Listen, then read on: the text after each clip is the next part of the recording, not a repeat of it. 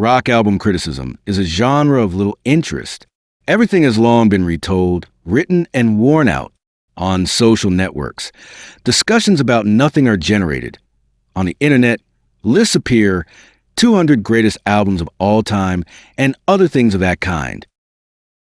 In reality, only 15 to 20 albums can claim to be truly worthy of attention. A special place in such lists is occupied by only 3 albums whose significance goes far beyond genre boundaries. These albums explore unsolvable questions of the structure of the world and cosmology, questions to which there are no answers or which lie beyond human understanding. The circumstances of the creation of these albums are in no way connected. They were created by different artists in the early 1970s. However, taken together, these albums formed a stable triad. The first of these 3 albums is 666 by Aphrodite's Child. We will not analyze the structure of the album. This has already been done by other critics. They have noted that in 666 the revelation is presented as a psychedelic ritual, burdened with avant-garde excess and excessively stretched in time. Nevertheless, they interpreted the album as one of the most significant works in the history of progressive rock. This album is, first and foremost, a philosophical work that goes beyond rock music. It is enough to listen to the album once, even without knowing English, to understand, or at least guess, what it is about. Everything is already happening now. The 4 horsemen of the apocalypse have already broken free from myth and are racing across the planet, bringing us closer to the doomsday. In the very first track, the existing system is rejected.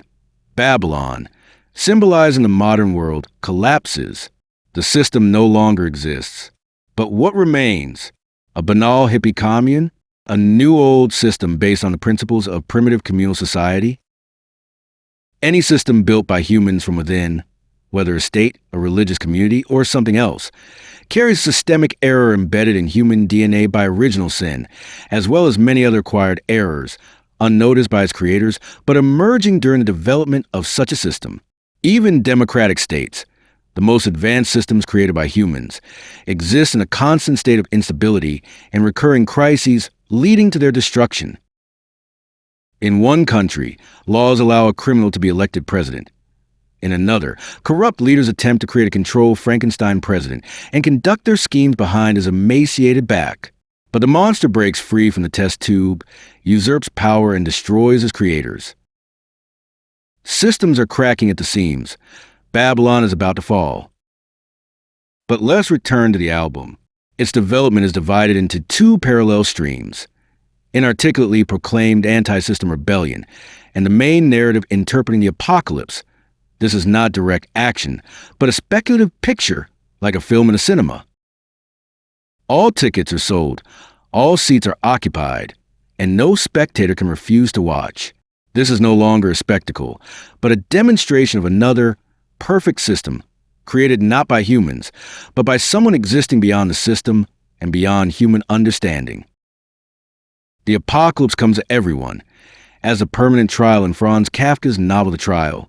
Every person is a hero of his own novel life. He is doomed from birth and cannot be acquitted. The apocalypse is a conveyor belt. It is an ideal system. It works in harmony and without error. People, those living now, those already dead, and those not yet born, pass through this perfect conveyor simultaneously, from birth to the last judgment. The point of reference here is not specific dates, but the day of judgment and the resurrection of the dead. This system is created in other spheres and is inaccessible to our understanding. And now the film ends. The album has finished sounding. Life continues in its own dimension, with its own troubles and joys, and we do not wish to see the 4 horsemen racing forward at full gallop.